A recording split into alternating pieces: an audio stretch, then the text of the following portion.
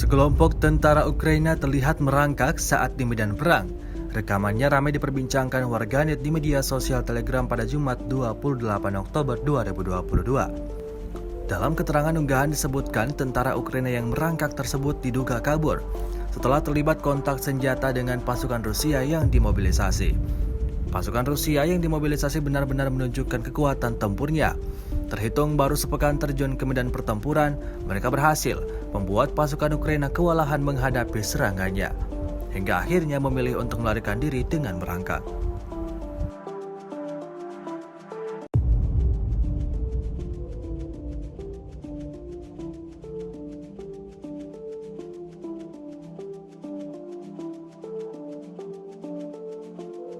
Sejauh ini Rusia melaporkan secara total 326 pesawat Ukraina, 163 helikopter, dan 2.353 kendaraan udara tak berawak dieliminir sejak awal operasi khusus.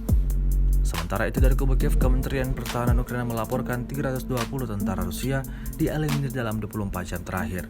Total 69.220 prajurit Federasi Rusia meninggal sejak awal konflik hingga hari ke-246.